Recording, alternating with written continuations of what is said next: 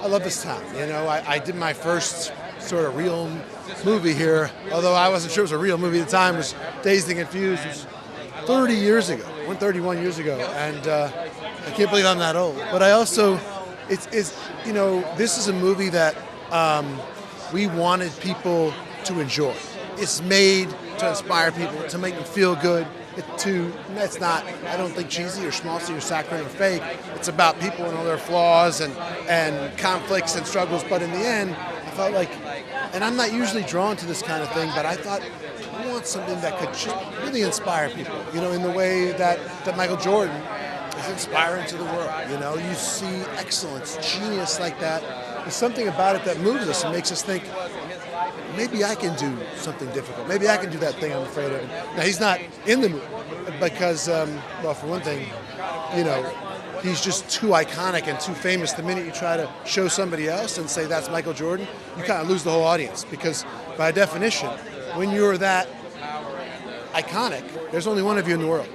And also what's really interesting is, I don't want to give it away, but it's a movie that you think is about one person and then another, and then you find out who the real protagonist is, who the movie's really about halfway through, and it's really it's a pleasure.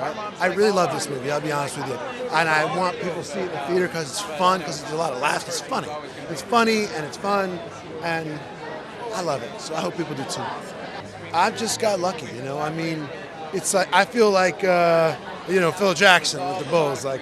I don't know. I'm sure he's a great coach, but it doesn't hurt to have a great team. You're going to be okay. And this cast is people that, you know, my whole life I dreamed. When I wanted to be a director, you know, I thought like maybe one day I could work with a really great actor. And I think Viola Davis is the greatest actor there is that I've ever seen. And so to have her in the cast for me is a dream come true. And I've been trying to work with Chris Tucker for 20 years, begging to work with me. And I love Jason Bateman's a genius, our fourth movie together. Chris Messina, he was so good in my last movie and nobody saw it. So now I'm like, all right, I'm getting you, and people are going to see you be great. And then work with my best friend for so many years. It's just incredibly moving. I don't know what to say. It's beautiful. I'm very lucky.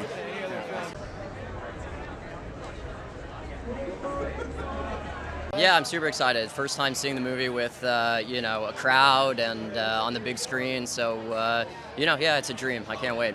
Well, look, there's so much about it that's attractive to me. One, I'm a Chicago kid, so the Bulls were my childhood. So anything with Michael Jordan, you know, finding a way to tell his story but not a direct biopic was always very interesting. And then, look, the Jordan shoe deal really changed the economics of the entire industry.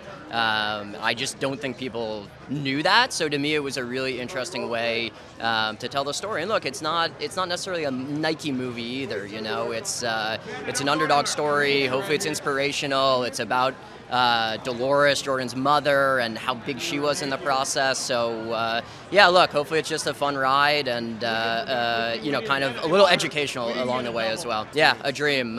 You know, Ben and Matt, can't say enough about them. You know, they for my first produced script, like to have Ben, Matt, Viola, Jason Bateman, Chris Messina, it was such a dream. And Ben and Matt did a lot of work on the script, and they're obviously great writers, and they brought a whole nother element to the script that, you know, I think really comes through.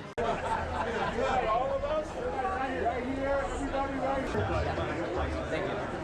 Thanks. What's up? Nice kicks, let's go. You get the idea where we're going? Yeah, you do. I think it's the perfect venue. I'm so excited to watch. I've never seen this film with an audience, so this is I think it's going to be a perfect audience for this.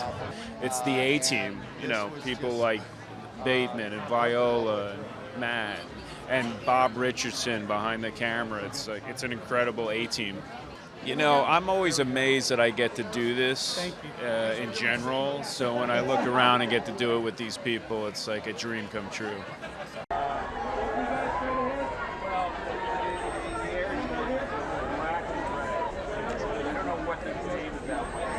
I'm excited, I want to see it in front of people too. I saw it before, but it wasn't in front of a lot of people. So I'm a big movie fan myself. So I'm excited, and I think people are gonna love it for so many levels because of the business level of breaking ground. Nike was breaking ground by giving a percentage of the shoe to a player, and Michael for him and his family going after it, and his team.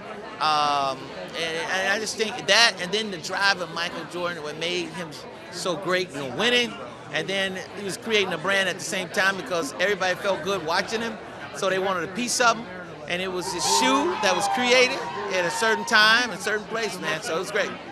Oh, it was great, man. I mean, Ben Affleck, man, I call him player coach because he's an actor, director, so he knows what actors like. And Matt, working with them, man, they're like brothers, and they said, "Come in, we're just gonna have some fun, man, and we're gonna make it work." And I love that environment. It was, it makes you feel comfortable, and that's when the creativity comes out, man. And that's when a lot of fun can happen. No, I was, but it's one of my friends. I'm playing one of my friends that I know. And like Ben said, everybody. And my agents came to me and said, "Hey, they got a part, Howard White." I said, "Wait a minute, I know Howard." So let me call him and make sure this is a movie. And he said, yeah, I'm in this movie. They mentioned in me. And I said, well, I'm thinking about taking it. So it was all the good things I like. It was one of my great friends who I like a lot, Michael Jordan, the Jordan brand, and sports. So I said, yeah, I'm going to do this. It's going to be fun. And then working with these guys sound great. So definitely, because real people, real moviegoers, real people who love movies, and I think this, and our movie is real. It's a period piece, a lot of nostalgia, a lot of, it's inspirational, inspiring, so I think people are gonna love it. Like, it's an underdog movie too, so people love underdog movies.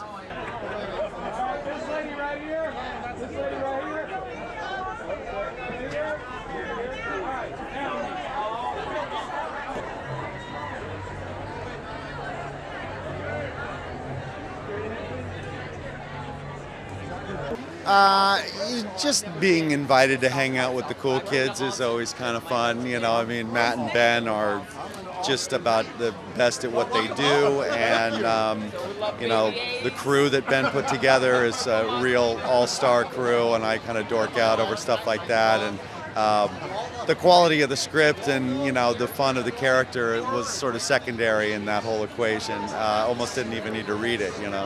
He's just super smart about the whole process of making fake life. It's sneaky tough to make it all believable, and his set IQ is so high. He understands the process so well that he makes it really easy on everybody. No one really broke a sweat on this because everybody was just doing so good.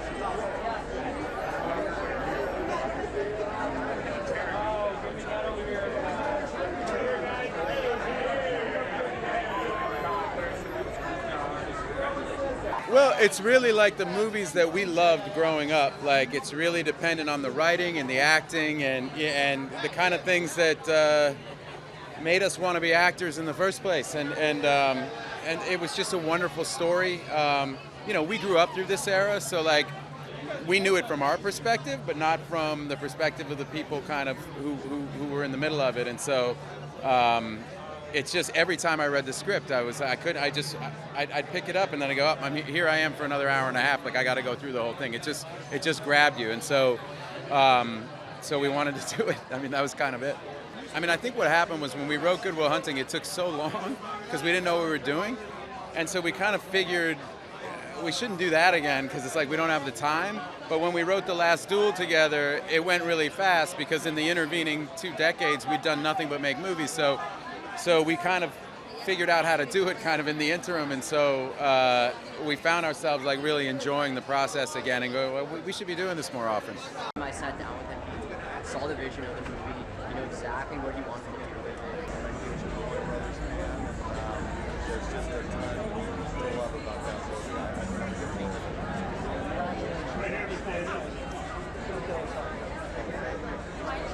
Told me literally verbatim.